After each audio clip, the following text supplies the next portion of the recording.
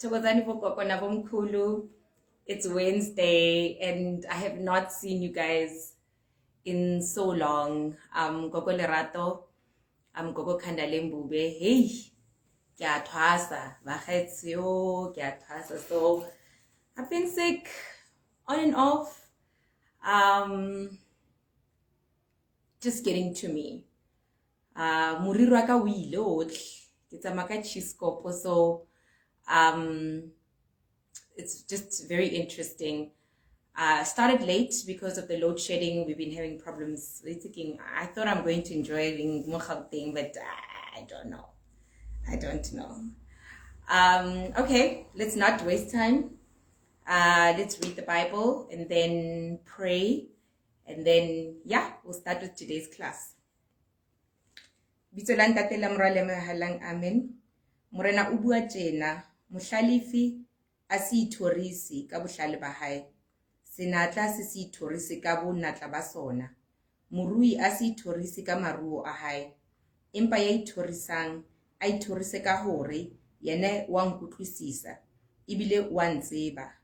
Ke nna morena ya tsebang ho hauhela, ya sebetsang ka toka le ka ho loka lefatsheng, hobane tsena tsona tse nthabisang, hobane tsena ke tsona tse nthabisang, ho rialo morena, amen. This is Jeremiah chapter 9 verses 23 and 24. All right, a rapeleng tatarona magodimong, bitso la le haletswe ho tle moswa ha o thatwetse lefatsheng jalo ka etswa lodimo, o re fe ka jeng bo bo re lekane ba tsatsing le leng, o re tshwarele melato rona jalo ka re tshwela ba re sitelwang, o se re simole ko merulane le ho ye mobe, hobane muso kwa ho le matla le khanya le khalele jalo ka o sa fele. Ke bitsa ba nkgolo bo ntate moholo ba makubetse ba mtjali ba bogatsu, ke bitsa manyelo e kaofela ba nkgolo bo ntate moholo ba bana ba bone, re bitsa wena senatla sa lehodimo, re bitsa wena ntate modimo wa lehodimo, re bitsa wena mme wa lewatle, re bitsa bonkgono le bontate mo lekgotlong tse nne tsa lefatshe. Thokozani, thokoz. So today's teaching has been anticipated for so long, and I thought I was going to hold it out for the day I finally get around to writing my book, but I just thought, let me do it now, because I mean, I see a lot of people who ask me like for the references to UkuFemba. By the way, I get to UkuFemba. I've only ever heard being Josie, but look, I'm not even there, I'm not even there. So UkuFemba, right? UkuFemba is primarily a practice done. It's an exorcism or a separation of spirits. Most of the time, it is UkuFemba is done when somebody is possessed. A spirit that should not be with them.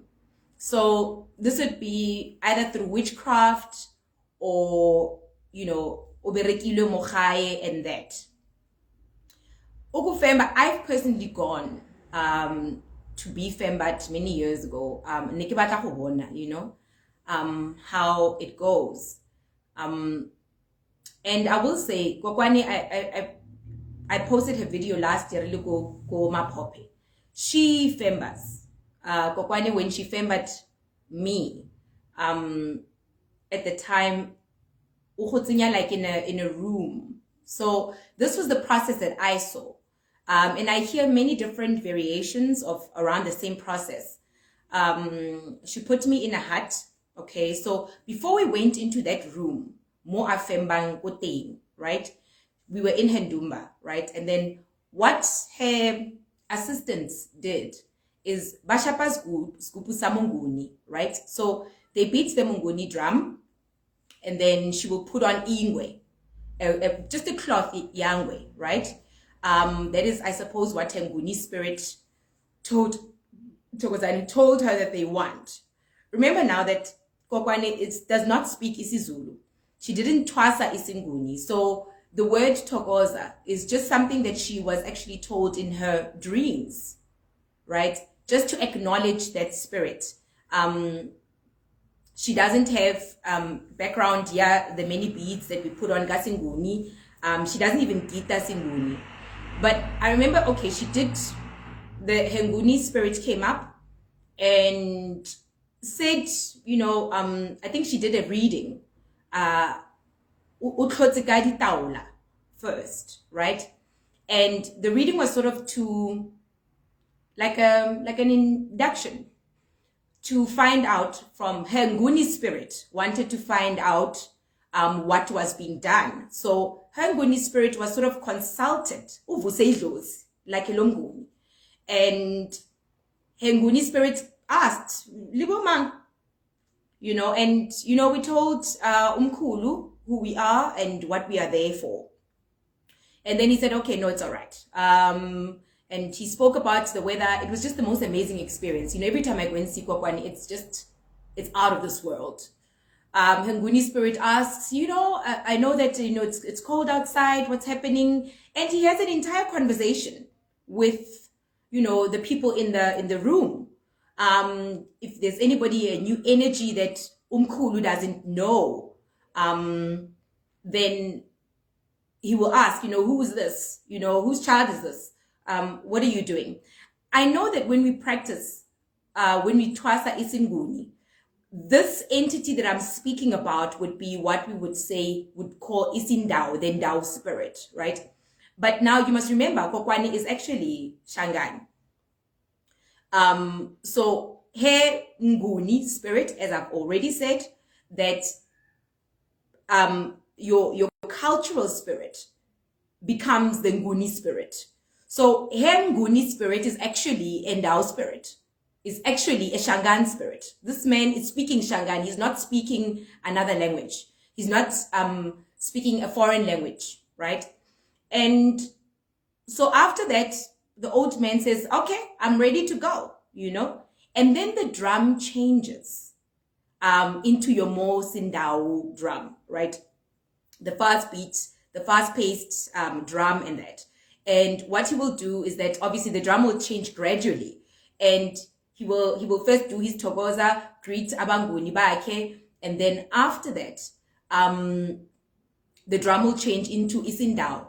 And let me say this, it was so funny, because Kokwani's Ndao spirit only wears the white lion cloth on his shoulders and will put the njeti on his waist, on her waist or on her lap. And then the most important thing that I picked up was that Kokwani normally, when she's introducing her Ndao spirit, she changes her t-shirt. So normally she'd be wearing her own colored t-shirt when the Nguni spirit comes up. And then the moment she will literally take that top off. She's given a bowl of cold water. She will wash her face, wear a pure white t-shirt and the red cap that her Ndao spirit has asked for. Fortunately for her, Ndao spirit is her husband, her late husband. And we've already spoken about, how Ndao spirits can be not related to you, but giving you a gift. That was like a practical example. And then she will put on the white lion cloth. And then what she'll do is now, in her Dlozi state, she will go literally on her knees from Hendumba, right? And literally start to go and snip out and femba or check out any negative energies within the room, even before you enter, right? Okay, long and short, you enter, they femba you. Typically, they use a hyena's tail. She must be woken up. So she would literally use like her nose, literally it was just amazing. So it would be like her nose going from toe up. And when she picks up something, you will literally see her like almost like a dog, not bite you, but put her nose and her mouth to it.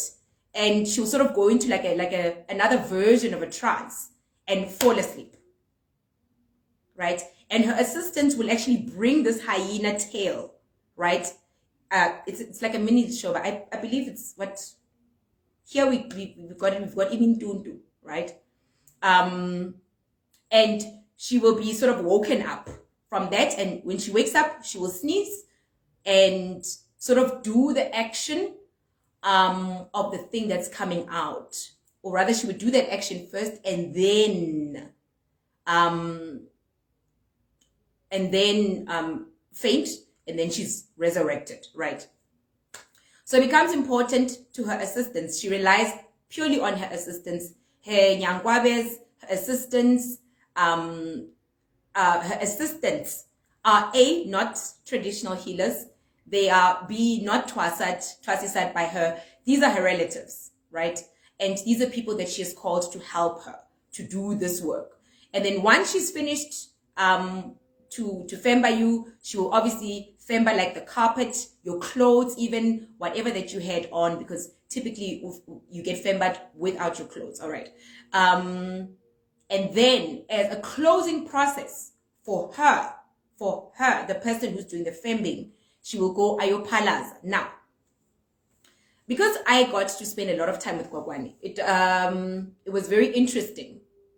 Firstly, umdawake lo fembayo does not like alcohol. And I thought, wow, this is so interesting. So Hendao spirit does not align with alcohol at all.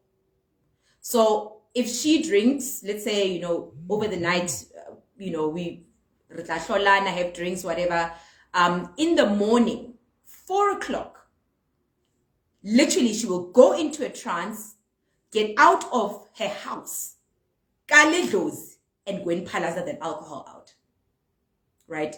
She does not drink, she does not smoke. Okay, good enough. And that was another thing that I found very interesting, because the idea of UkuFemba, I've heard some people, they take imiti, the healer, the fembist, I'll call him that for now, for lack of a better word, takes umuti to be able to femba. Some places I've heard practices where the person who's getting fembad is the one who drinks umuti. All right. So I just thought, today as I was preparing for the class, to sort of look at Amandao, because we all agree that you've got and Ndao spirits are the ones that femba, right? So the history of Amandao is that, the Nguni people say that, they were called Amandao because they were called Amadingindao. Abadingindao. Those who need a place. But actually not. So when I read up today, it actually says that from even before the 1500s, the Ndao people have been there, right? And the earliest connection through trade and even marriage, and even through trade and marriage, right, was with the Khoi and the San people. Now, that is exactly why I'm wearing this cloth, because this cloth is a history class waiting to happen. I'm going to tell you guys about this cloth one day. But this cloth is a history class waiting to happen. And because the Ndao people, from as early as the 1500s, even before the Nguni conquest, which was only in the 1800s, by the way, it means that they had a solid 300 years with the Khoi and the San people, right? We know Botswana related to the San people, right? Ndao people were also said to be along the Zambezi Valley. So now we are connecting Amandao back to the Barotse, right? And then obviously they were trading in Palu cloths and then JT cloth, and they call it the Vukoto cloth. I've never seen it, but I suspect it's that one that looks like check, right? And they were trading with Arabs even before the Nguni conquest. All right. So the conquest happened. So Shangani took over from Sofala. It was bloody. Some of the Ndao people went and sought refuge with the Chopi people. And, who had rifles already by then, apparently. That's what Google says. All right. But that was not really my point of, I was not getting what I'm looking for as I was reading all of this. Okay. The most important things that I got is that they were there long before the Nguni people, right? So what we call modern day Amashangani today is actually Soshangani Ndau conquest, just like the Malopo people who were now taken over by the Ngunis and sort of inherited or sort of learned Nguni language and practices. But what I found very, very, very interesting was that the father of Amandau, or as the legend goes, is Umlambo. So I suppose Mlambo, okay? And Mlambo is also said to be called Musika Vantu. So this is the creator, Mwali Musika Vantu. That was very interesting. So Mlambo and God, the African version of God, is actually the same person. Now, what is also very interesting about Musika Vantu is that he is a rainmaker. So now we're starting to see a history where there is an actual male figure, a creator God, who is a rainmaker. God now in the African sense, or in the Ndau sense, being equivalent to a rainmaker. So I guess that would give us a lot of context as to why I could be Mopedi or Motswana and Kinale Mundau. So it's not just about the actual culture, Mopili. It's not about which Nguni ancestor you recognize, or which Tswana ancestor, or which Pedi ancestor. It is very clear. It is very clear that Ndau spirits, in actual fact, should be a must. Let me call it like that, if you've got a spiritual gift. Because now, from the Khoisan and the Nguni people, trickles most of what we call South African cultures. And both these tribes and both these nations, or these set groups, have actually had connection with the Ndau people. Or the Ndau people are even coming from them. By the way, back to this cloth. Y'all should read this cloth. Okay. So, now if Mudimu is Mlambo today, we've equivocated the word with the snake, the water snake, right? The water snake, well, Mlambo's got a negative connotation in African culture today, right? As Buloi. But again, just like the Ndau people, said to be very generally calm, group of people, spirits, who actually turn malicious and vindictive really quickly if annoyed. It's so interesting that would these not also be the characteristics that we look at when we speak about the Bible God? This is a benevolent God who comes and then, once his mark has been overstepped, hey, he turns ugly. Right. So that is partly giving me pieces of the puzzle. And let me say this now, whilst I was busy preparing, and I'm asking, why then? I'm asking Abo Kokobam, why then do we need to Femba? Because from what I saw with Kokwani, we got Fembat, yes, the evil things were removed, good enough. But there was a point when she actually stopped with me. And she said to me, your ancestors say no further. And I was like, okay. I didn't know that I have a gift. And she said to me, they say that they are in charge of the bulk of your body. I was like, okay. And she said that they've asked me to stop UkuFemba. I'm not going to remove anything else because now I've gotten to the core of who you are. And I was like, wow. I know that today, people will go by your Femba, and when you get Fembat, a particular Dlozi rises up and speaks. Fortunately or unfortunately, I never experienced that. Kokwani just said to me, my ancestors say that it's the collective was Kuluki, sharp. Your job is done, right? And I know that now in Pandeni as well, or at certain places, we Femba people and we come up with names and we give people names and that, good enough. Whether that is the right practice or not, look, I initially was very much against that. But with time, I've actually seen over readings. Sometimes I'm given the name, an ancestral name for somebody that I'm doing a reading on, and I don't know nothing. I'll just be shown like a particular thing, like a sun, a moon, whatever. And I will tell them, your name looks to me like. Some of my twasas know that I have said, I have dreamt of such. I've dreamt of whatever.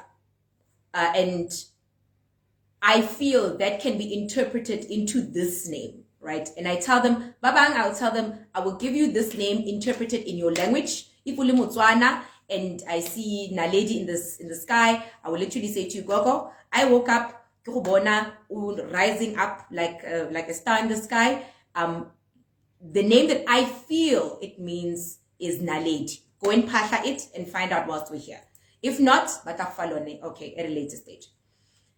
So for me, it was very difficult because I couldn't get how somebody gives you your Dlozi name. And to some extent, I'll tell you personally, I don't think that from a Fembing session that your true name comes out. Right? Let me tell you why.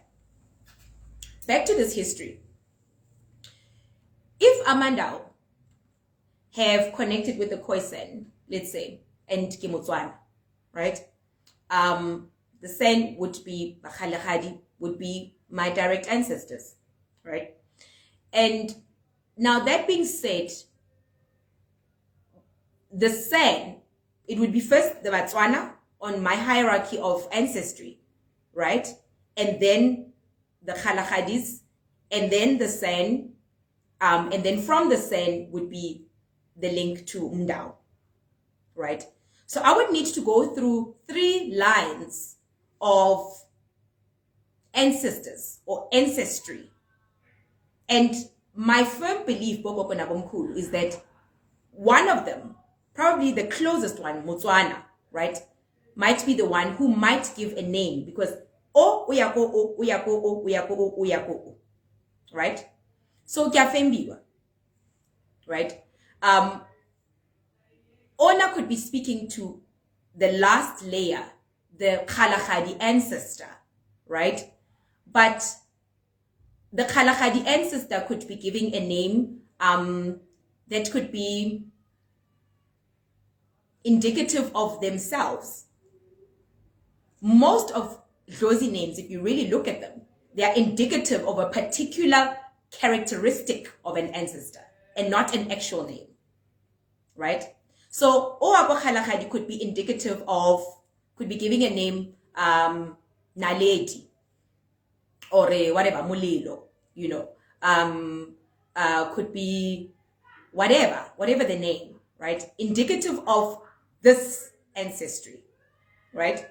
And I'm now in a Fembing session. However, this ancestor in a Fembing session, from what I saw, the Munguni or the first of line ancestor is normally the one that is called upon first, right? So at what point does this one, Obitiwang, right, to be cleansed because they are my closest bloodline? At what point does the one here, right, move and connect with this Ndao spirit here and give an accurate name of this Ndao spirit as well here? It is possible, but it would not make sense because if that was the case, if I can go UkuFemba and Dimusa Khalahadi will give me their name, A, that name should not be Nguni, firstly. It should be Libito Labagalanga, right? B, that name now should be actually a name I will actually only be able to use at a particular time and not as I'm starting out my journey. Because when you twasa, you start layer by layer. You seldom go from the last ancestor in to the first. It makes things difficult. Let me say it like that, right? So I asked Badimo Bagakore, In the twassing process, what is the purpose? Yeah, UkuFemba, right? And my granny, like literally 5 minutes before I started this live, Okwaka said to me, the simple reason is this. You would need UkuFemba if you are twassing a mnguni spirit that requires indwaso. It's very important. It is very important. Why? Because most of the time, the nguni spirit or the spirit that you've got may be genetically connected to you, right? By virtue of your genes. But may not be idlozi or a spirit that has been introduced ekhayeni. So there is a lot of room for error. And I think now you guys are going to sort of understand why most of the time indwaso goes wrong, right? There is a lot of room for error because that spirit, it should in the normal formation of amadlozi have intertwined with amanye amadlozi through marriage or through birth. Now, this spirit that is not integrated, namadlozi amanye, what was that particular individual's role in their own lives towards this family or lesisbaya? Let me give you guys a simple, no, let me not even go there yet, right? Let me just finish with this analogy.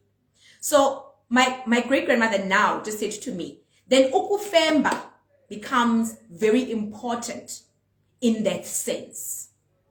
When you don't know utwasa mang, or when it has come up in your dreams that utwasa a spirit with a very foreign surname that you have never heard of or that your grandparents and your great-grandparents don't know of, then when that happens, you need to consider going UkuFemba.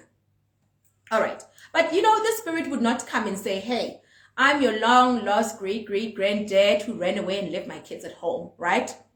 What would be your signs? You would start to dream of this individual or even you being Komedzing river, holding a goat, slaughtering, having a house in Dumba, underwater, slaughtering a goat specifically. Specifically that, right? Why? Because this is the symbol that the spirit would be using to say, I am not isbayeni sagini ngaphakathi. So I can only be a mundao. I can only be a spirit le emanzini. And because I am not a spirit, I'm not a mlozi, right? And I'm not a water ndao spirit. I'm actually a blood ancestor that had chosen to actually exclude or remove myself from the family. That is why he would require a four-legged animal. So in actual fact, most of the time when we go sitis yovusa umdao, or you're going to slaughter a goat, you're actually introducing somebody who should have been in the family, was not in the family, right? Or was banished from the family, and you're forcefully putting them back in, right?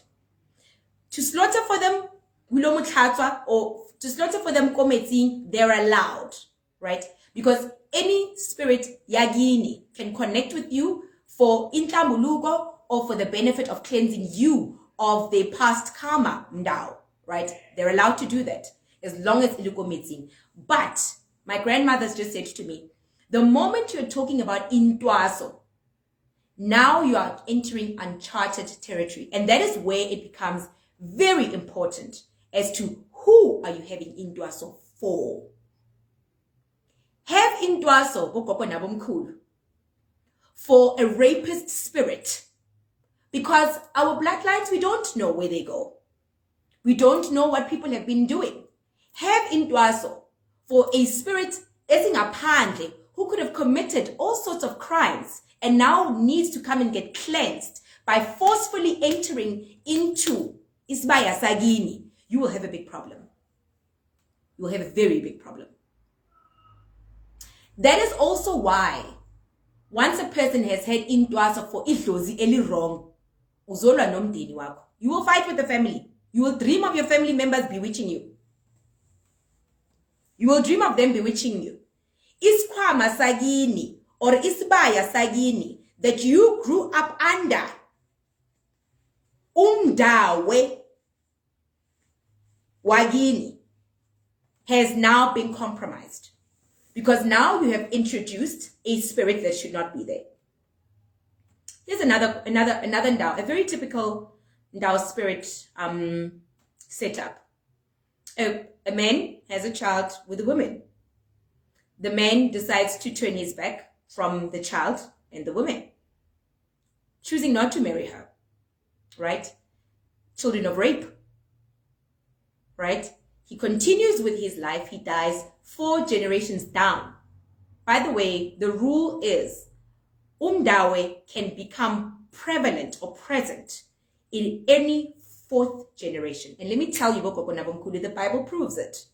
God says, I will punish to the 4th generation anyone who hates me. So umdawe has got 4 generations to be able to ahlambululwe. Right? So they can make it. Every 4 generations, they can go and ask for a turnaround. But I will bless to the 1000th generation those who love me.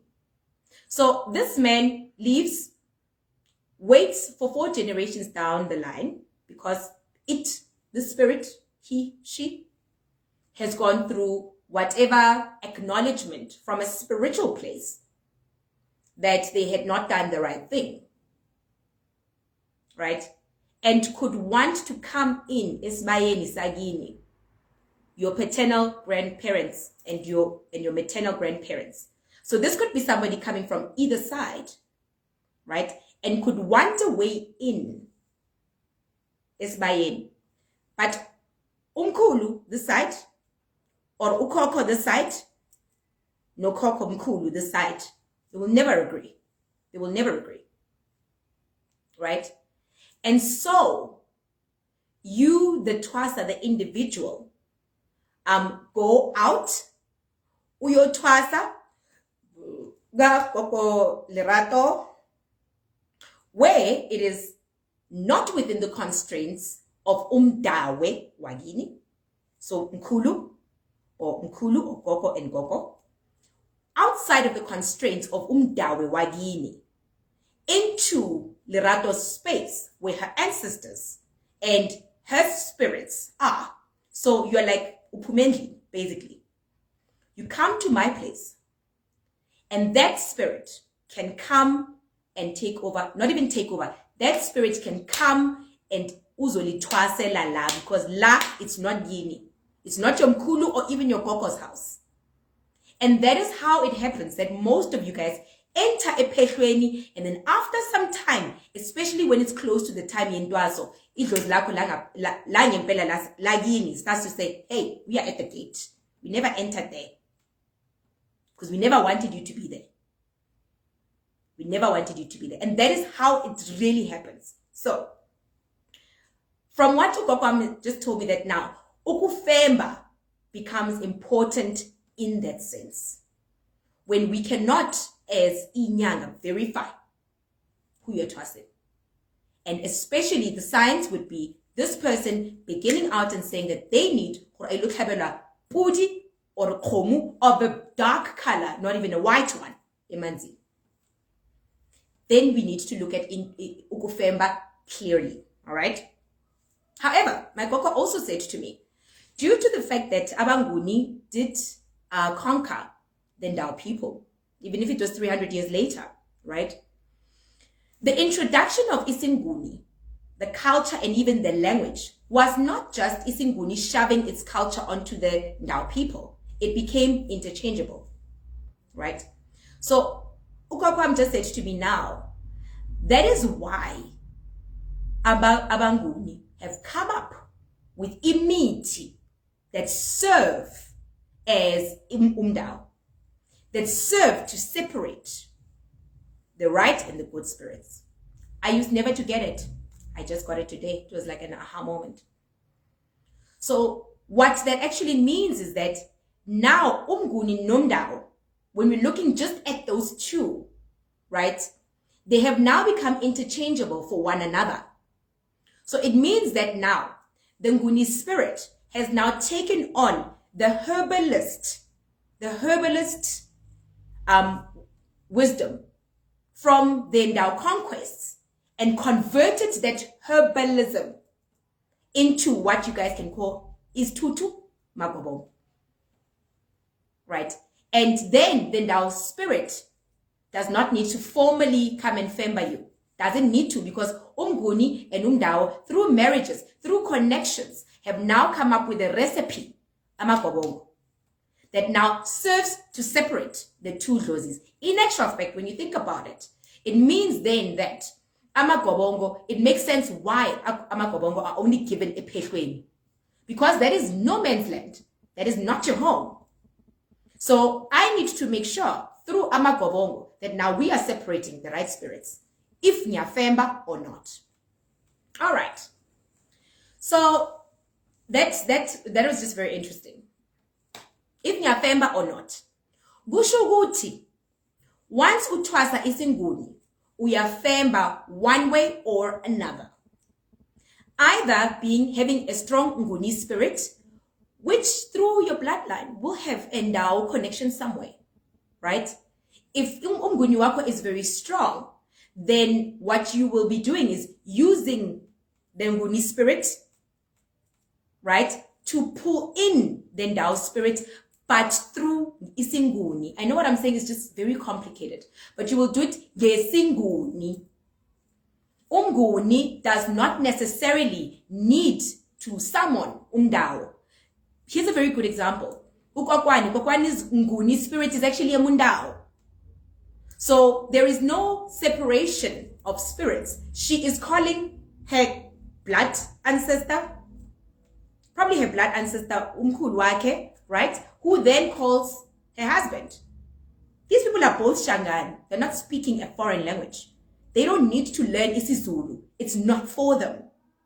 For them, it's just to say Togoza. That's it. They've acknowledged the Nguni element. That's it, right? So that also means now that then you don't necessarily need Uguti. You must have a fembing spirit. The way people bafemba ngakona ngesindao.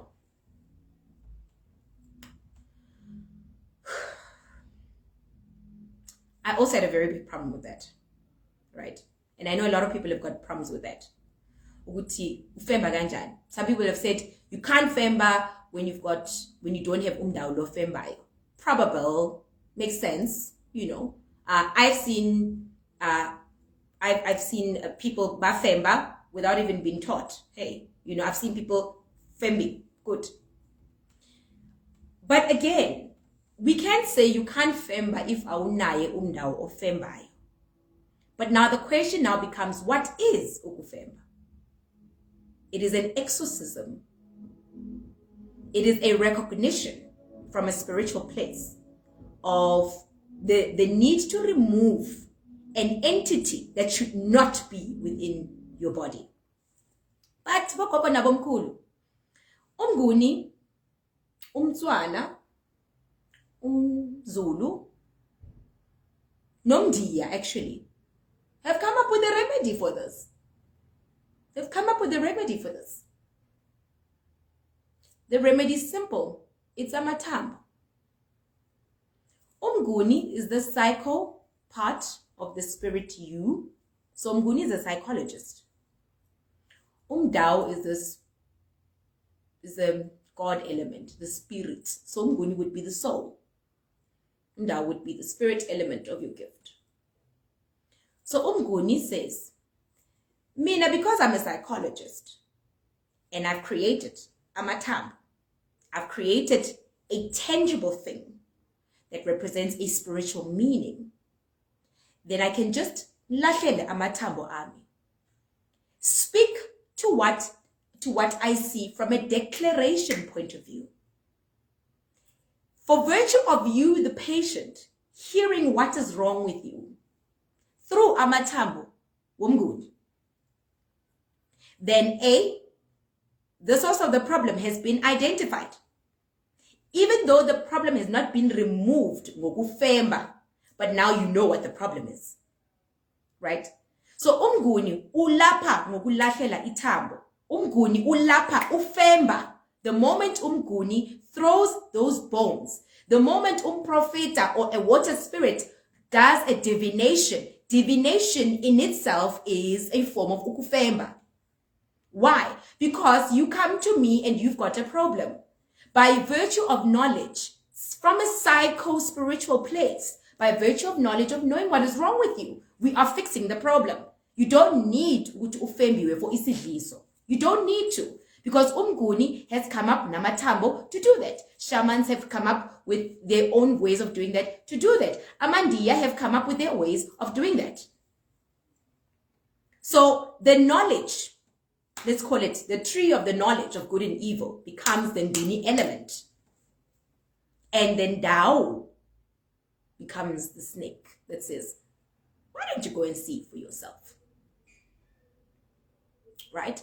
So UkuFemba would be now the spirit version of Ukulapa. It's actually Ukulapa without giving you anything to eat. But Nguni has made a lot of preparation for all of this. In actual fact, you need not even have a Ndao spirit to be a good healer. If you had a very strong Nguni spirit, you would, through imiti, through your bones, through your knowledge of indigenous plants, you would be able to ulape umuntu of whatever that they need to be healed of. Right? Because there is no spirit, it doesn't matter how much I can say this. There is no spirit that I can bring onto you without some form of contact with you. So, Sidliso is probably number one. Number two is getting bewitched in the family. And by the way, that's getting bewitched in the family. We spoke about it the last time, and how Amadgozi, they sort of cater towards that too, you know. So if you were to take somebody like me, who had been told by a previous Gobela that, hey, you've got a spiritual husband from your home. Yet I went to Gogwane, and the very same ancestors did not even say to her, you can continue. They said to her, oh, from here, it's our territory. So it means that whoever in my family who gave me the spirit, clearly my ancestors wanted to fix that themselves. Going to Indaba Yedlozelibi. So I think that UkuFemba is a beautiful art. But, you know, it has become almost like Abalodzi, Amanono, Ndao, like all these terms. We have started to equivocate UkuFemba with high rank of spirituality. And it's not. Let me tell you guys something very interesting. Or rather, let me ask.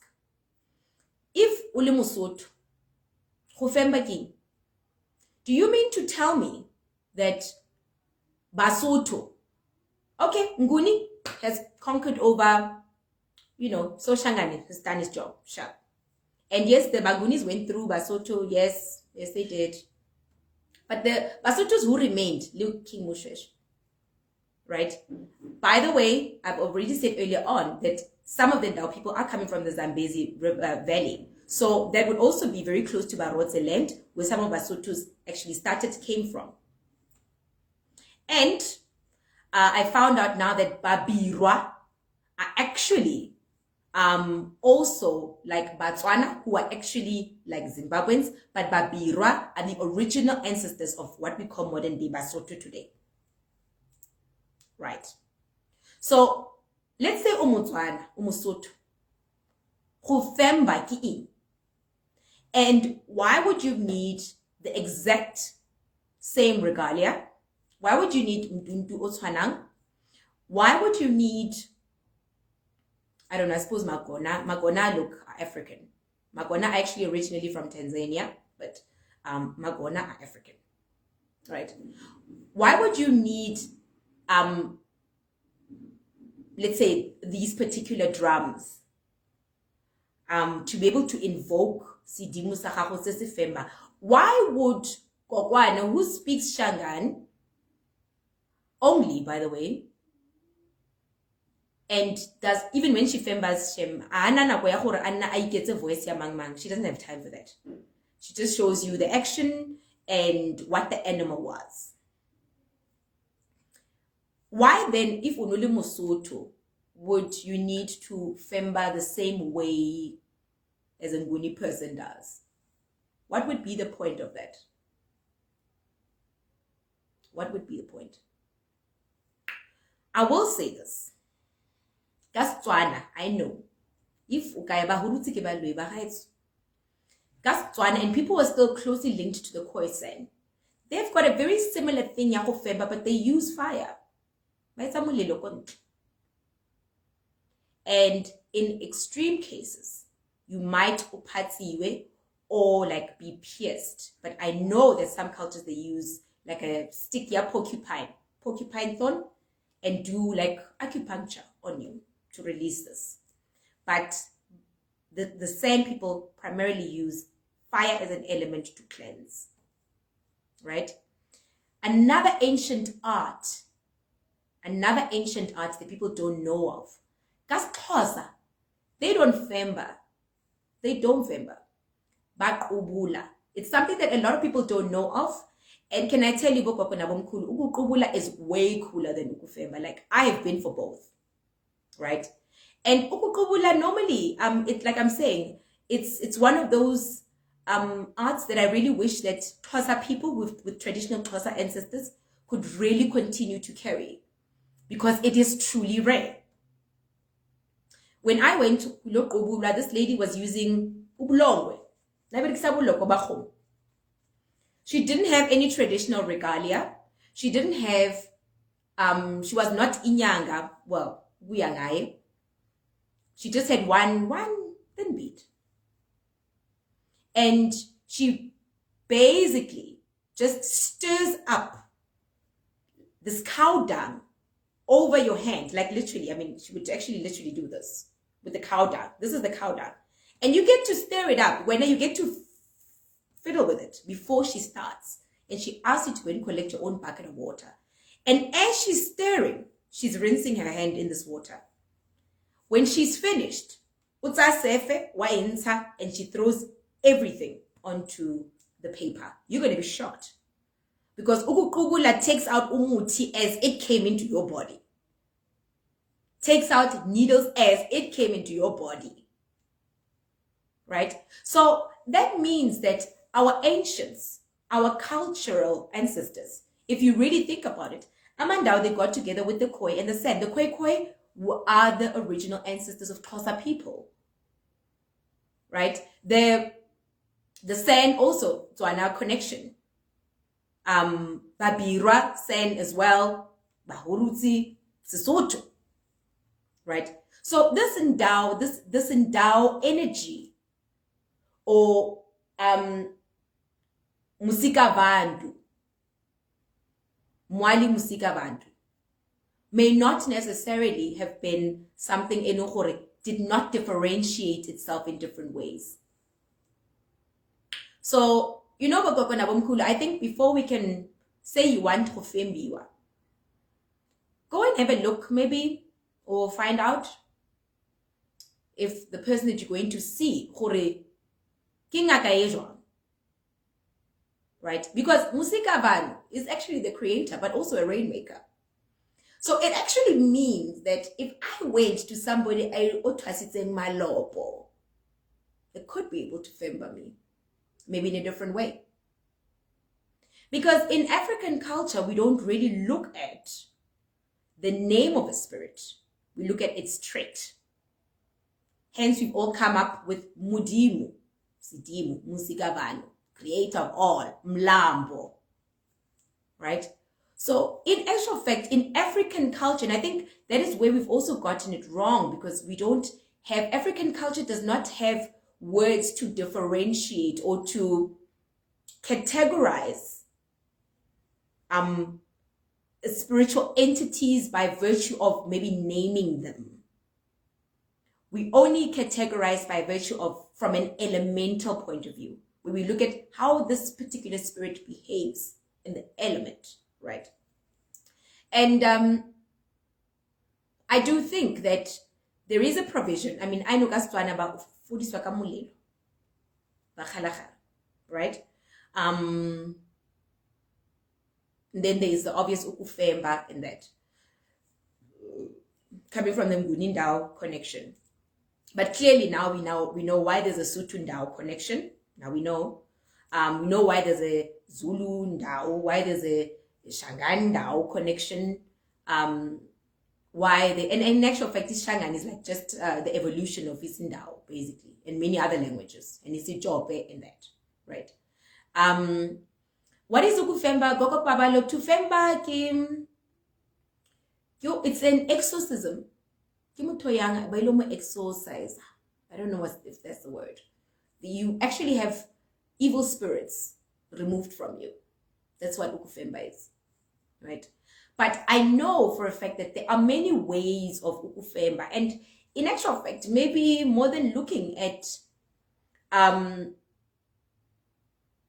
the Ndau version of UkuFemba, because I have seen Abantu Bafemba like in many different ways. Some people I will actually just see within which the way that that umguni wabo, right, or the cultural ancestor works, that lo we are Femba lo. I can actually see that. I can actually see that. Another very important element of UkuFemba Bukoko Nabumkulu. If you suspect you've got a fembing spirit, you need to start to connect with your current spirits and get them to teach you the history of your own ancestry. And ask Amadlozi Enu, particularly when you've got a very strong Nguni spirit, to guide you towards going backwards into the generations, into the lineages of people.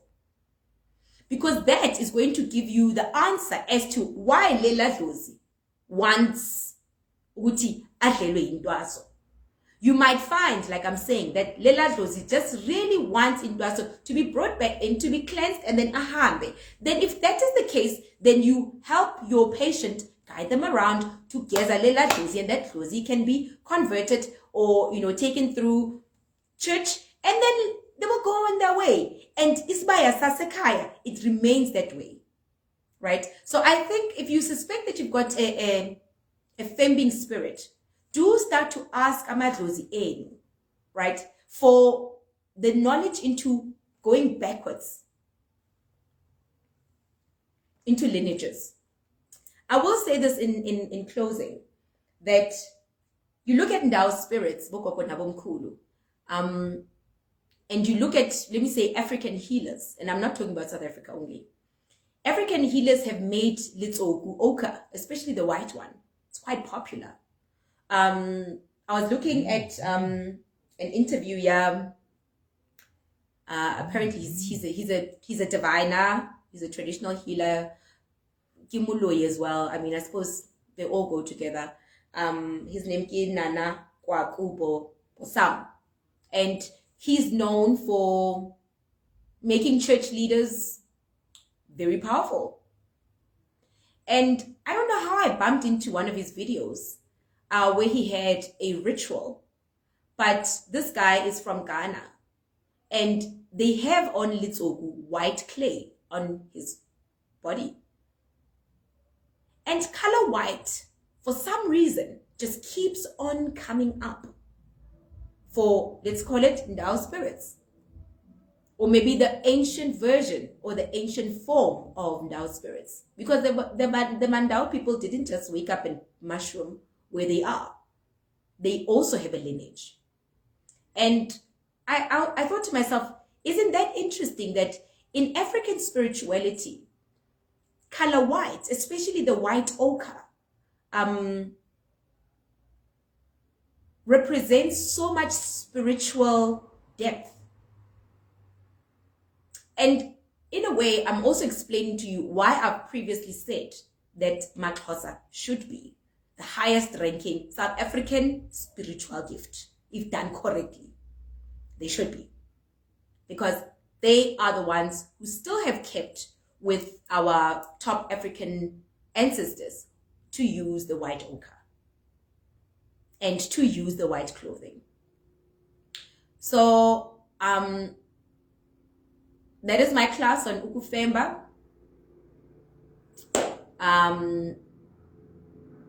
Yeah, that is my class on UkuFemba. In closing, even if unomdao. Okay, by the way, my granny did tell me that the maroon jeti mandao serious, like serious. Any cloth where we are looking or representing in our spirit will have some form of maroon. So the balu cloth was one of the cloths that they started to trade with Arabs with, and then jeti cloth. So kia mandao, the maroon one. It is the mandao cloth, right? But even though you've got a strong Ndao spirit, now aligning with Mwali, aligning with our ancients, you never ever put NJT cloth on your head. You never ever put NJT cloth on your head. But kenyang NJT cloth, hangata again, it goes to indaba yentwazo. Right? And people who most likely are yet to find out that they heading to us for the wrong spirit. Because primarily, our ancients and primarily African healing, African spirituality, does not rely on a particular spirit, i.e. the Ndao spirit.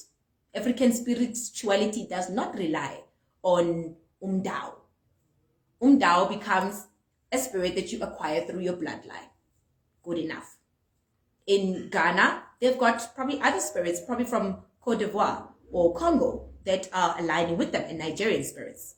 And the general consensus with amongst African traditional healers is white ochre, white cloth.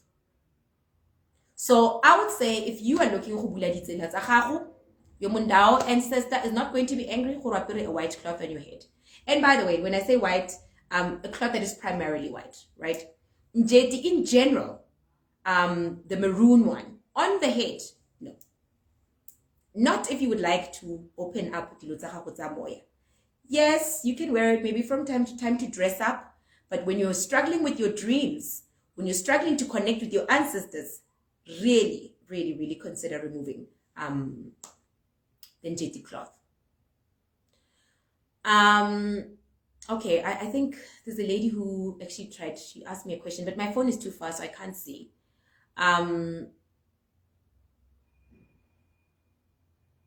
So yeah, so that is my class on UkuFemba. UkuFemba is Ndao, yes, but UkuFemba is not the only way. And Ndao is not African spirituality. Ndao is an element of it. And for those, Basesotho, I know Mahlubi ba qobula le bona, ba teng ba ba qobolang. Le Maxhosa, please, you all must keep that tradition. It's cool. It's amazing. It's better than UkuFemba. And less quiet and less expensive. So yeah, Bokoko na bomkhulu. Follow your strongest guide. If your guide ke Motswana, go into Setswana. If your guide ke Montebele, go into Sindebele. Because each and every one of our ancestors has got their own unique way of doing things. Why? By virtue of having that Nguni element. Ya Tlolo. Tlolo is the biggest form of UkuFemba actually, even before you can get to the plant. Right? Amagedla are also fembists by herbs. So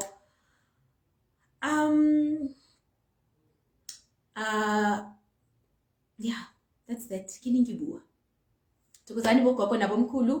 Have a great Wednesday. I do hope to be back next Wednesday. But like I'm saying, so I don't know. Linda Diampuyela. I look like a boy. I'm here and there. So sometimes I can do readings, teachings, and I love to. But sometimes I'm just in a state. So let that be that. Much, many apologies to you guys. I just went AWOL without even saying anything. But we'll definitely do that. I am planning a seminar again for August. I've asked the people who were in the previous seminar to set a date. So Bankanyang 350, it might be more. I think 350 is the standard now. So it's going to be so much fun, and This is my gift to Badimu Balona for raising me up.